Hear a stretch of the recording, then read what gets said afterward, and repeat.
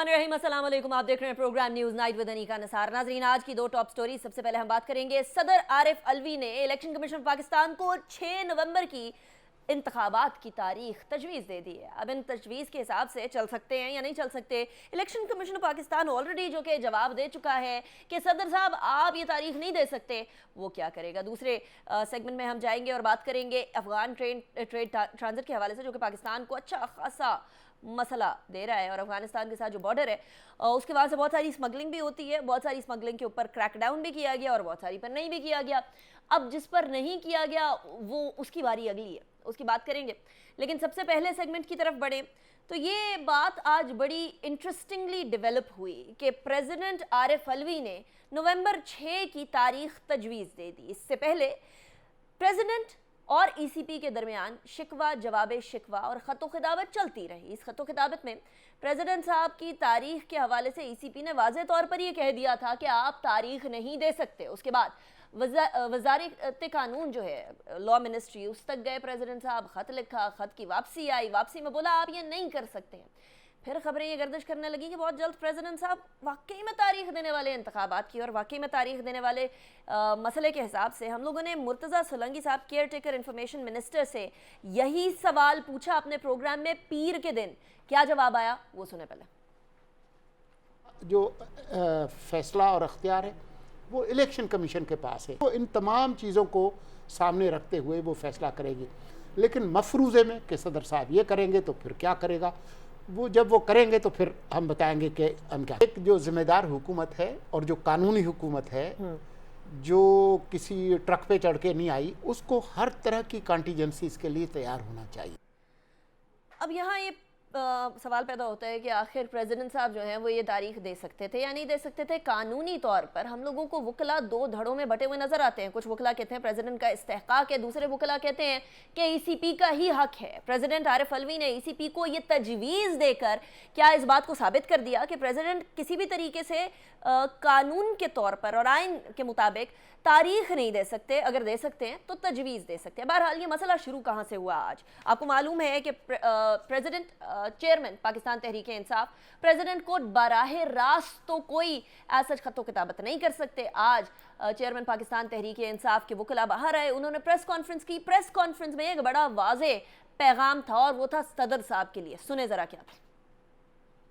खान साहब से डिस्कस हुई ये बात कि सदर आरिफ अलवी साहब ने अभी तक इलेक्शन की डेट नहीं दी। ही सेड के आइन बड़ा क्लियर है और उनको है बिल्कुल डेट देनी चाहिए इलेक्शन की, विद इन 90 डेज़ की देनी चाहिए। और उन्होंने इनफैक्ट मुतालबा किया है कि सदर जो है वो इस डेट को जो है विद इन 90 डेज़ जो आपके आइन की डिमांड है, कमांड है, वो उसको दें, इलेक्शन हो फ्री एंड फेयर। अब इसके पीछे जो सियासी मज़मरात है वो तो अलग बात है, लेकिन सियासी मज़मरात के अलावा हम लोग कानूनी मज़मरात पे भी बात करेंगे। सियासत की अगर बात करें तो क्या प्रेसिडेंट आरिफ अलवी को ये लगा कि बहुत सारी सियासी जमातें इस टाइम पर उनकी बैकिंग के लिए तैयार हैं, सियासी मसल यानी पॉलिटिकल मसल उनके जो है वो साथ खड़ा होगा। बिलावल भुट्टो जरदारी साहब की भी यही डिमांड आ रही है कि 90 दिन के अंदर अंदर इंतखाबात कराए जाएँ, और अगर 90 दिन के अंदर इंतखाबात सदर आरिफ अलवी करा देते हैं तो शायद पाकिस्तान पीपल्स पार्टी को यह कबूल हो या ना हो, ये तो जाहिर सी बात है उनका पार्टी का एक मौक़िफ़ होगा। लेकिन 90 दिन वाला मामला जो है वो एटलीस्ट हल हो जाएगा उनका इंतखाबात के हवाले से। बार बार इस तरफ इशारा करना कि पाकिस्तान मुस्लिम लीग नून को नाम लिए बगैर कि पाकिस्तान मुस्लिम लीग नून को एक सर्टेन एज हासिल है लेकिन उनको ये हासिल नहीं है। इसके बाद 90 दिन की डिमांड्स बड़ी इंटरेस्टिंग है, जरा सुने बिलावल भुट्टो जरदारी को। ये था कि अगर डिलिमिटेशंस होना था तो आप डिलिमिटेशंस करवा दें। अगर इसलिए कि आइन कहता है कि 90 दिन में, तो आप वो डिलिमिटेशंस 90 दिन में कर दे। सीट्स में कोई फर्क भी नहीं आ रहा है तो मुश्किल नहीं होना चाहिए। तो वो डेट क्या है? डेट 90 डेज में नहीं है। अगर मेरा सीसी इजाज़त देते हैं और मैं ये मानता भी हूँ तो आप मुझे बताएं कि 95 डेज में, 100 डेज में, 110 डेज में, 120 डेज से 10 साल क्या इरादा है? डेट तो दो।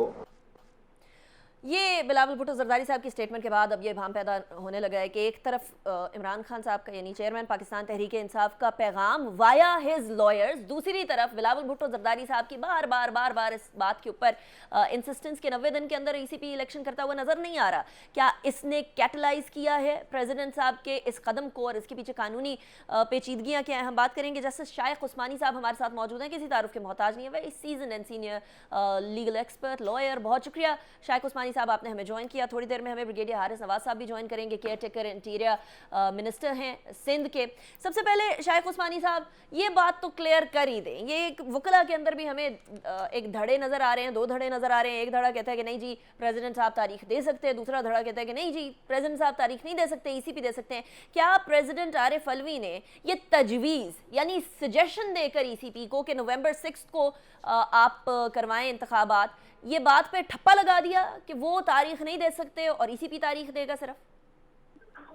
देखिए, जो है वो सब पे फौकियत है उसकी। कोई भी कानून मुल्क में हो उसके फौकियत है, और आइन में लिखा हुआ है कि प्रेसिडेंट साहब जो है वो 90 डेज के अंदर इलेक्शन की डेट मुकर्रर कर सकते। वो उन्होंने मुकर्रर कर दी, तो अपनी जगह जो उनकी ड्यूटी थी उन्होंने परफॉर्म कर दी, ये उनकी ड्यूटी है जो उन्होंने कर दी। लेकिन क्या वो 90 डेज में इलेक्शन हो सकते हैं या नहीं हो सकते, ये एक एडमिनिस्ट्रेटिव मैटर है। ये कोई पुश बटन एक्सरसाइज नहीं है कि आपने एक बटन दबाया और इलेक्शन हो गए। 22 करोड़ जहाँ के आबादी है हमारे मुल्क में, उसमें इलेक्शन इस तरह से नहीं होते, क्योंकि इलेक्शन के लिए आपको लिमिटेशन ऑफ कॉन्स्टिट्यूशन की जरूरत होती है और बहुत से लवासमात होती हैं। डिक्लेयर कर दें आप डेट, ठीक है, लेकिन क्या वो डेट को इलेक्शन हो सकते हैं या नहीं हो सकते, ये एक एडमिनिस्ट्रेटिव। अब बदकिस्मती से हमारी जो पिछली गवर्नमेंट थी उसने जब इलेक्शन जब ये सेंसस हुआ था, लास्ट सेंसस हुआ था, उसके जब रिजल्ट पब्लिश किया गया, उसके मई में पब्लिश किया गया, तो वो उन्होंने उसके बाद कोई कार्रवाई नहीं शुरू की डिलिमिटेशन ऑफ कॉन्स्टिट्यूंसीज की, जो उनको करने चाहिए, नहीं की उन्होंने। अब जब इलेक्शन सर पे आ गए हैं तो अब इलेक्शन कमिश्नर ये कहेगा कि देखिए मुझे तो इलेक्शन उसी वक्त करा सकता हूँ जबकि मैं डिलिमिटेशन ऑफ कॉन्स्टिट्यूंसीज सकता हूँ, क्योंकि बहुत सूरत जब तक कि आपको पता नहीं कि कौन कौन सी कॉन्स्टिट्यूंसीज हैं जिसमें कि इलेक्शन होने चाहिए, तो आप इलेक्शन कैसे कराएंगे? ये बड़ी मामूली सी बात है। तो अब इस सूरत में क्या होगा? सेक्शन आर्टिकल 51(5) कॉन्स्टिट्यूशन का साफ कहता है कि जो डिलिमिटेशन ऑफ कॉन्स्टिट्यूंसीज होंगी वो लास्ट नोन सेंसस की पब्लिकेशन पे बेस्ड होंगी। तो वो तो अब वो कर रहे हैं, एक्सरसाइज कर रहे हैं, उसमें टाइम यकीनन वो अब अगर 6 नवंबर तक हो जाती है वेल एंड गुड, पहले हो जाती है वेल एंड गुड, अगर नहीं होती तो उस सूरत में चीफ इलेक्शन कमिश्नर, जिसका के कानून में आइन में लिखा हुआ है कि इलेक्शन करवाना, फ्री एंड फेयर शफाफ इलेक्शन कराना उसकी जिम्मेदारी है, तो उसको कराने के लिए उसको इलेक्शन डिलिमिटेशन तो करनी है। वो कहेगा हम नहीं कर सकते तो नहीं कर सकते, वो एक नई डेट पकड़ेगा, जो फाइनल जो डिसीजन होगा वो चीफ इलेक्शन कमिश्नर का होगा। और ये तजवीज़ जो दी है प्रेसिडेंट साहब ने वो अपनी जगह दे दी, जो सियासी उनको फायदा उससे पहुंचना है वो पहुंच जाएगा, लेकिन इलेक्शन उसी वक्त होंगे जब चीफ इलेक्शन कमिश्नर कहेगा I am ready to hold election. Isn't the chief election commissioner supposed to be ready, Shaikh Usmani साहब, within 60 to 90 days कराने के लिए हर वक्त तैयार नहीं रहना चाहिए? हमा वक्त तैयारी, वो वाली तैयारी नहीं होनी चाहिए? नहीं, बिल्कुल सही कह रही हैं आप, वो होना चाहिए, लेकिन जब लास्ट सेंसस हुआ था जिसका रिजल्ट के मई में आया था, तो मई के बाद जो पुरानी गवर्नमेंट थी उसको कोशिश करना चाहिए था कि चीफ इलेक्शन कमिश्नर को नोटिस देनी चाहिए थी और उनको कहना चाहिए था कि आप डिलिमिटेशन करना शुरू कर दें। वो उन्होंने नहीं किया, अपना काम नहीं किया, इस वजह से ये डिले हुआ। अब जब मौका आ गया इलेक्शन का, इस सूरत में चीफ इलेक्शन कमिश्नर कैसे इलेक्शन करवा सकता है?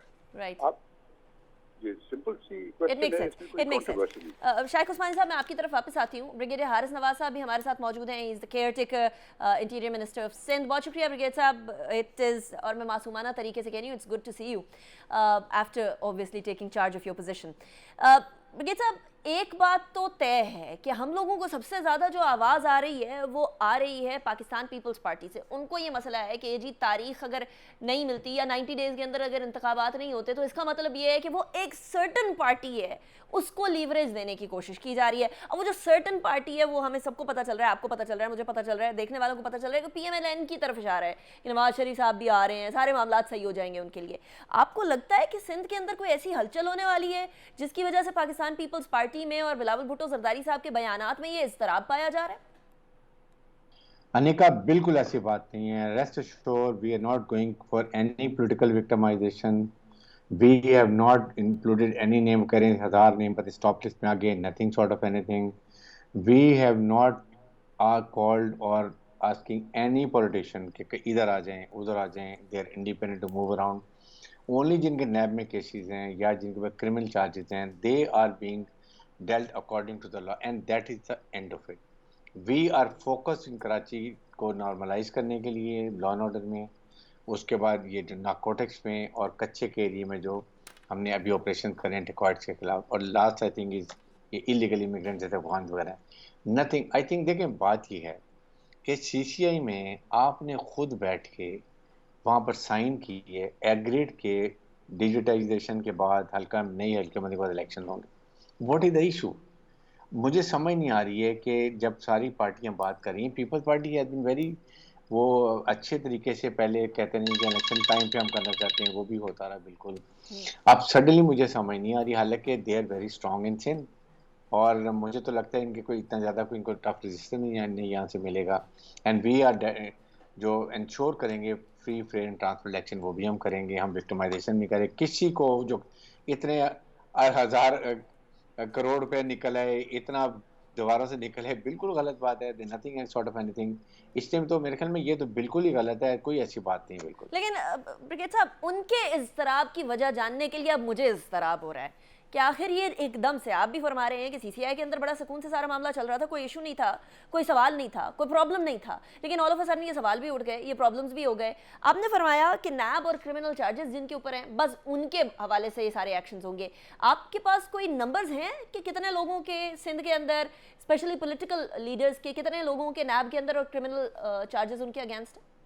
मेरे ख्याल में किसी के खिलाफ भी नहीं आगा। सिराज दुरानी इज ऑलरेडी, वो उनका वो हाउस ट्रस्ट पे चल रहा है केस बड़े से, वो कोर्ट में अपने असेंबली में आके वो जो है स्पीकर वो भी अपना काम करते रहे, और किसी के भी नहीं है मेरे ख्याल में, तो कोई है ही नहीं, मेरे नॉलेज में नहीं है, तो ऐसे नहीं कर रहे। मेरे ख्याल में वजह ये है कि पीपल्स पार्टी गेन जितना उनको टाइम चाहिए था, बिकॉज जब ये आपको याद है PDM से अलग हो गए थे, because they never wanted to go for early election, so उन्होंने अपना होमवर्क मुझे लगता है कर लिया। They don't want give more time to PMLN या दूसरी पार्टियों को, दे वांट कि उनको टाइम मिलेगा, मे बी दे अपनी तरह और ज्यादा तैयारी कर लेंगे, maybe that is the reason. Otherwise एक सेकंड देखें एक निका एक बात है, आप मुझे बताएं कि 1-2 महीने से अगर इकोनॉमी रिवाइव होती है और उसके बाद आपको फरवरी में या जनवरी में इलेक्शन हो जाते हैं, जो फिर आपको इलेक्शन कमीशन ने भी कहा जी 30 नवंबर के बाद हम फाइनल कर देंगे जो भी डेट है, तो वेट अपने इलेक्शन कैंपेन करें, गो फॉर इलेक्शन, ताकि एक दफा अब अननेसेसरी फिर एक और नया स्टार्ट हो जाएगा।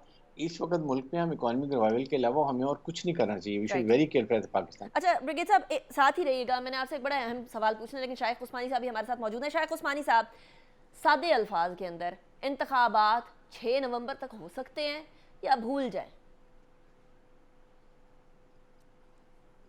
शाइख उस्मानी साहब, कॉल ड्रॉप हो गई, will try to connect with him again. अच्छा ब्रिगेडियर हारिस नवाज साहब, फिर तो बड़ी सादी बात लगी ना, यहाँ प्रेसिडेंट साहब ने भी तजवीज़ दे दी है, तारीख अनाउंस नहीं की है इंतखाबात की। दूसरी तरफ पाकिस्तान पीपल्स पार्टी भी 90 दिन की डिमांड कर रही है CCI के अंदर, सारे बड़े सुकून से सारी चीज़ें मान लेने के बाद। आपको लगता है प्रेसिडेंट, पीपल्स पार्टी, इन सारी जगहों पर सिर्फ पॉलिटिकल पॉइंट स्कोरिंग हो रही है और कोई पाकिस्तान का सोच रहा है या नहीं सोच रहा? 100% देखें, प्रेसिडेंट पाकिस्तान ने लास्ट पैराग्राफ लेटर का देखें, last he has asked election commission को डेट दें।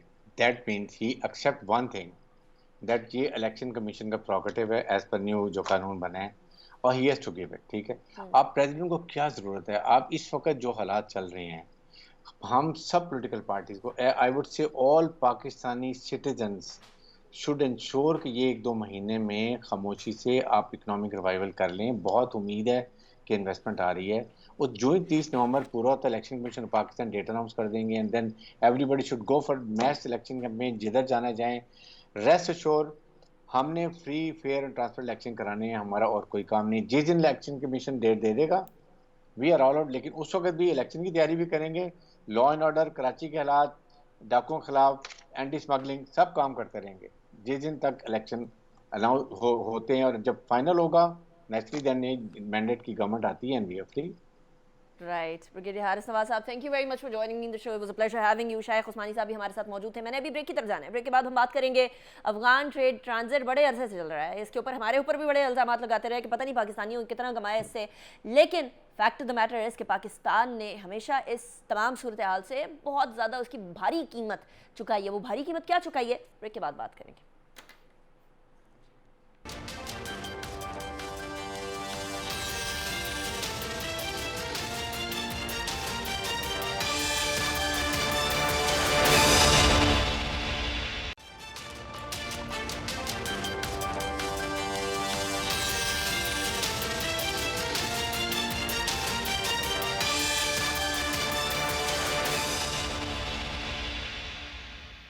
Welcome back after the break. नाज़रीन, पहले सियासत की बात कर रहे थे, इंतखाबात की बात कर रहे थे, लेकिन सियासत सारी चीज़ें पीछे।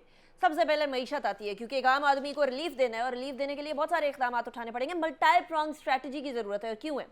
मैं आज स्पेसिफिकली बात करने जा रही हूँ अफगान ट्रेड ट्रांजिट के हवाले से। अफगान ट्रेड ट्रांजिट का हम सबको पता है कि पाकिस्तान के ऊपर बड़ी लानत मलामत की गई कि देखें जी इतना फ़ायदा हो रहा है, सारी की सारी अमेरिका की तमाम चीज़ें जो नेटो की सप्लाई थी वो इधर से जा रही है, बहुत सारे और ट्रेड के मामलात के ऊपर पाकिस्तान को बहुत ज़्यादा तनकीद का निशाना बनाया जाता रहा। लेकिन फैक्ट इज़ कि पाकिस्तान की मईशत ने एक बहुत बड़ा धचका खाया है सिर्फ और सिर्फ अफगान ट्रेड ट्रांजिट की वजह से। पाकिस्तान के अंदर इस टाइम पर जो मालूम हुआ है वो 300 अरब की स्मगलिंग का इंकशाफ हुआ है। नॉट जस्ट दैट, अफगानिस्तान की दरामदात के अंदर तकरीबन 67% इजाफा हुआ है। इसी ट्रांजिट के जरिए जो ब्लैक मार्केट है, ब्लैक इकॉनमी है, उसके अंदर इजाफा होना एक बड़े नुमाया तौर पर नजर आता है। और ये जो दरामद के अंदर इजाफा हुआ है ये बेसिकली 6.7 अमेरिकन यानी यूएसडी बिलियन यूएसडी जो है वो है, यानी अमरीकी 6.71 बिलियन डॉलर, जो कि एक बहुत बड़ी रकम है। ना सिर्फ ये, यहीं से पाकिस्तान से अफगानिस्तान जाते रहे बहुत सारे डॉलर स्मगल होते रहे। इस डॉलर की स्मगलिंग के अलावा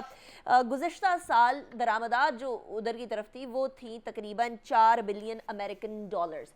अब इस सूरत हाल में जहाँ पाकिस्तान की स्मॉल और मीडियम इंडस्ट्री को और स्मॉल और मीडियम एंटरप्राइजेस को थ्राइव कर रहे होना चाहिए, वहाँ से ब्लैक मार्केट के जरिए उधर से सारा सामान आकर ब्लैक मार्केट जो कि टैक्स नहीं देती है, जो कि पाकिस्तान की इकॉनमी को हिट करती है, जो कि बेसिकली फॉर्मल तरीके से भी नहीं आती है, उसकी वजह से यहाँ मसाइल हो रहे हैं। और अब उधर से ही पाकिस्तान के साथ किस तरह का सलूक रवा रखा जा रहा है वो भी आपके सामने है। मेरे साथ मेहमानान मौजूद हैं, सैयद मोहम्मद अली साहब मौजूद हैं, सीनियर डिफेंस एनालिस्ट हैं। बहुत शुक्रिया मोहम्मद अली साहब, आपने हमें ज्वाइन किया। खाकान नजीब साहब हमारे साथ मौजूद हैं, very seasoned economist, very well known economist. बहुत शुक्रिया खाकान साहब, आपने भी हमें ज्वाइन किया। इसको डिफेंस और इकोनॉमी और इकोनॉमिक डिफेंस दोनों के तनाजुर में हम देखेंगे। सबसे पहले सैयद मोहम्मद अली साहब, मसला सबसे बड़ा पाकिस्तान का ये रहा कि पाकिस्तान ने जितनी अच्छाई की, पाकिस्तान को हमेशा बुरा ही दिखाया जाता रहा अफगानिस्तान के लिए और अफगानिस्तान की मदद के लिए। इवन सो कि अफगानिस्तान से जो दूसरे बैरून मुल्क ममालिक के लोग थे, फॉर एग्जांपल यूएसए, यूके, बहुत सारे ममालिक के लोग, उनको सेफ पैसेज भी हम नहीं दिया, लेकिन फिर भी हमें ही सुनना पड़ा है। Afghan trade transit has caused us drastically and dramatically. अब आपको लगता है कि हमारे लिए वायबल रहा है? जी बहुत शुक्रिया। जी यकीनन जो हमारे मसाइल हैं अफगानिस्तान के हवाले से उनमें बहुत पेचीदगी आ गई है, लेकिन मैं मुख्तसरन चूँकि आपकी डिस्कशन को एक फ्रेमवर्क में प्रेजेंट करने की कोशिश करता हूँ। देखें, इसके 3 डायमेंशंस हैं जिनको आप सिक्योरिटी, पाकिस्तान की नेशनल सिक्योरिटी से, पाकिस्तान की फॉरेन पॉलिसी से, पाकिस्तान की इकोनॉमी से और पर्टिकुलरली अफगानिस्तान की ब्लैक इकोनॉमी का आपस में क्या तालमेल है, इसको ब्रीफली मैं एक्सप्लेन कर देता हूँ।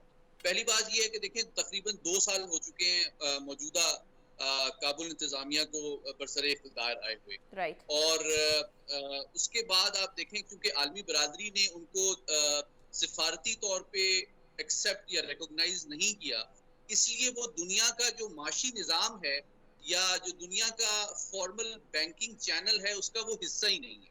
ये पहला मसला है जिसको समझना ज़रूरी है। अब आप देखें तकरीबन 38 मिलियन की उनकी आबादी है, यानी कि तकरीबन सिंध के करीब एक सूबे के बराबर उनकी आबादी है, जो कि टोटल इलीगल या अनडॉक्यूमेंटेड जो ट्रेड है उसके ऊपर उसका गुजर बसर होता है। ये एक हकीकत को पहले तो समझना जरूरी है। अच्छा, दूसरी बात ये है कि ये भी एक बहुत बड़ी तकलीफ हकीकत है कि पाकिस्तान की जो ज़रई अजनास हैं, अशियाए खुर्दोनोश हैं, फ्यूल है, करेंसी है, फॉरेन करेंसी है, मुनशियात, ये तमाम चीज़ें जो हैं ये अफगानिस्तान के साथ इस पोरस बॉर्डर की वजह से आती जाती रही हैं। और पाकिस्तान में ज़्यादातर मसाइल जो हैं, चाहे उसका ताल्लुक दहशत गर्दी से हो, चाहे उसका ताल्लुक इलीगल ट्रांजैक्शन से हो, जो फॉरेन करेंसी का कारोबार है गैर कानूनी सतह पे, या जो दीगर स्मगलिंग है अजनास की, तो इन तीनों का ताल्लुक जो है अफगानिस्तान से है। अच्छा, अब चूंकि पिछले एक हफ्ते के दौरान आपने देखा कि मौजूदा अबूरी हुकूमत और अफवाज पाकिस्तान ने एक फैसला किया कि जी हमने ब्लैक इकोनॉमी पे क्रैक डाउन करना है, हमने करेंसी के ऊपर, होर्डिंग के ऊपर, स्मगलिंग के ऊपर क्रैक डाउन करना है। और साथ ही साथ अफगान तालिबान ने अपनी फ्रस्ट्रेशन का इजहार आपके साथ कुछ हमले करके बॉर्डर पोस्ट पे और कुछ इररिस्पॉन्सिबल बिहेवियर के जरिए भी किया। तो पाकिस्तान ने अब बॉर्डर भी बंद कर दिया है। तो अब बेसिकली जो अफगान तालिबान हैं उनकी हुकूमत इंतहाई फ्रस्ट्रेटेड है, क्योंकि उनसे इकोनॉमी मैनेज भी नहीं हो रही, वो उनको इंटरनेशनल रिकॉग्निशन भी नहीं मिल रही, वो इंटरनेशनल कम्युनिटी की एक्सपेक्टेशन पे पूरा भी नहीं उतर रहे, और ऊपर से पाकिस्तान ने भी उनका नाटका बंद कर दिया है कि जो टोटल ब्लैक इकोनॉमी के जरिए फूड और यानी कि करेंसी की तरसील थी वो भी रुक गई है। तो इसकी वजह से उनका तर्ज अमल इस कॉन्टेक्स्ट में समझना चाहिए। अब आते हैं हम अपने घर की तरफ।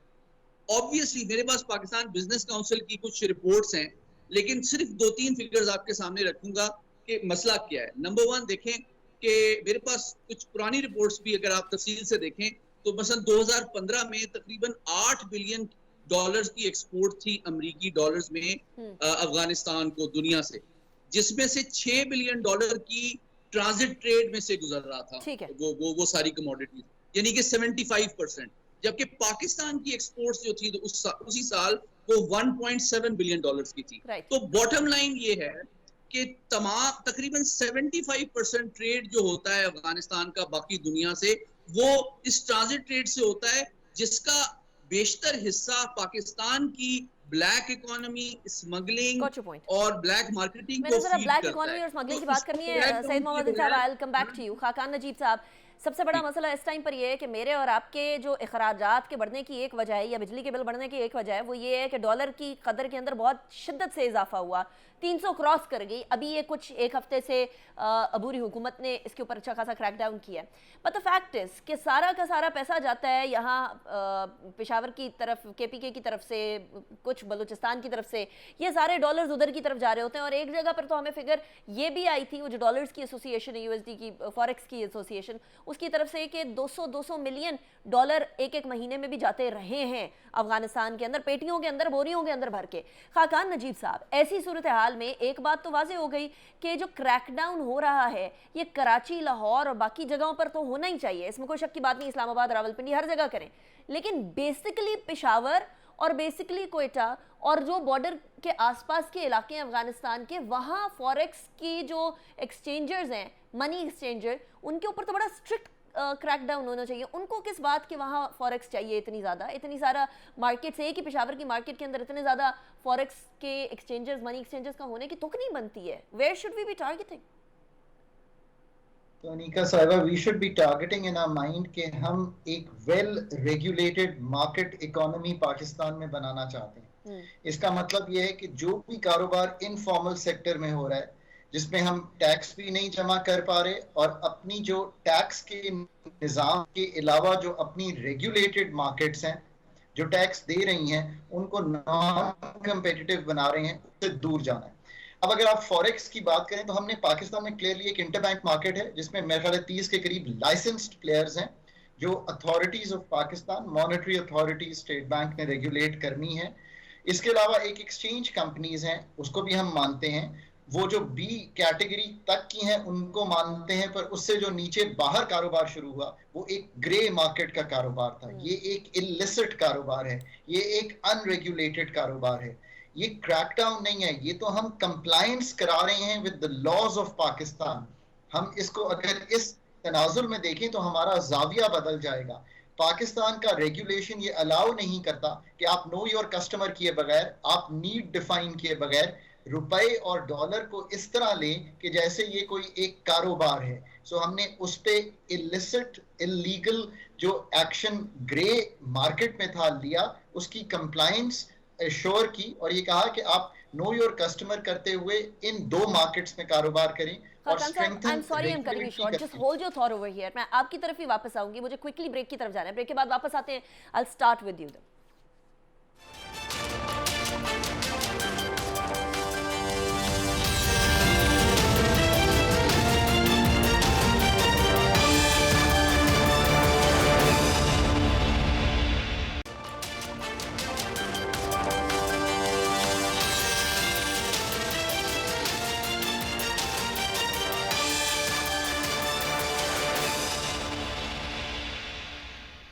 Welcome back after break. Break पे जाने से पहले हम बात कर रहे थे कि अफगान ट्रेड ट्रांजिट ने हमें कितना नुकसान पहुंचाया है, और हम जो अब क्रैकडाउन कर रहे हैं वो क्रैकडाउन नहीं है। खाकान नजीब साहब आप फरमा रहे थे ये क्रैकडाउन नहीं है, ये तो कंप्लायंस है विद इंटरनेशनल लॉज, जो कि हमें लॉन्ग अगो कर लेनी चाहिए थी, और अब हम कर रहे हैं तो देर है दुरुस्त है। Absolutely, this is compliance. जो इलिसिट और इलीगल काम, अगर चाहे वो फॉरेक्स मार्केट में हो, चाहे वो होर्डिंग ऑफ शुगर में हो, चाहे वो स्मगलिंग अक्रॉस द बॉर्डर में हो, चाहे वो स्मगलिंग इनटू पाकिस्तान में हो, these are all illicit and illegal activities. इसको हम एनफोर्समेंट कर रहे हैं और मेक श्योर कर रहे हैं कि ये काम जो है उसको कम से कम किया जाए।